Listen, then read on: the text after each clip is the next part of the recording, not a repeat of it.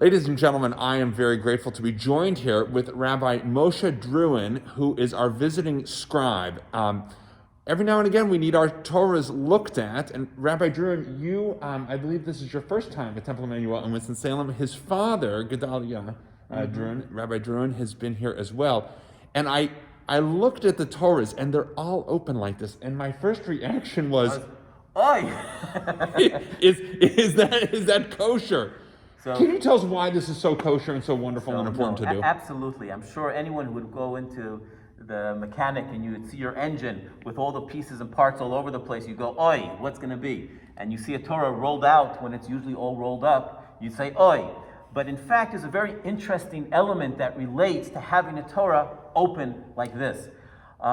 In fact, this comes in a certain way to answer a very fundamental question related to Torah care. And that is, what is the number one ingredient, if you will, that a Torah deserves to have for longevity, to last in a good way? And the answer is oxygen, air. It actually needs to breathe. The parchment is organic, it's animal skin, and as a result, it needs to be rolled out in order to breathe. And having a scroll rolled out in such a way, even before any repairs and maintenance and refurbishment and ink and stitching takes place, just the oxygen, the air, and having it move and have that flexibility of getting back into action actually gives it long life. Another interesting element of where this concept, if you will, the source of it, it's brought down in Maimonides.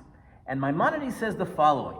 He talks about not in the laws of Torah, and that's what's interesting. He doesn't talk about in the laws of writing Torah and all the letter issues but rather under the laws of guardianship.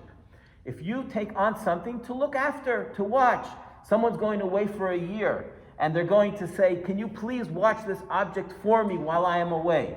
And he goes through many different experiences and examples of what you could watch and your responsibility. So if you receive a book to watch, you open up the drawer, you stick the book in, you put away the key, and a year later you say, "Here's your book. I never touched it." You gave it back, you were a good guardian. How about if you received a dog, a little puppy to watch? You open up the drawer, you stick the puppy inside, you lock the drawer, you put the key on top. A year later, when you come to claim your dog, you say, "Hey, I never touched it. No one touched it. Here's your dog." Oi, you big time defaulted on your guardianship responsibility.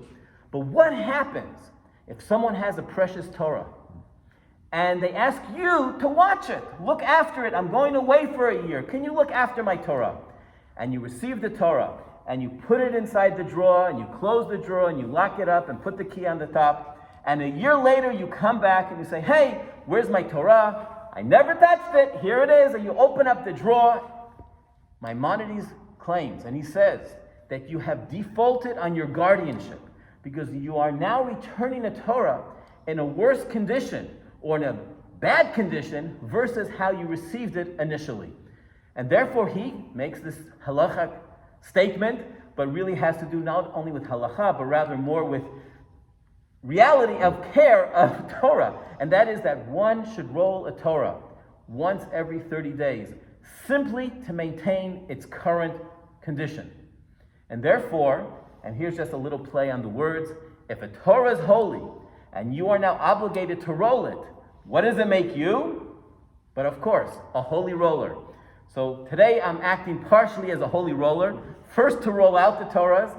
And my father coined the next phrase, and he says, "Only when you touch Torah will the Torah touch you."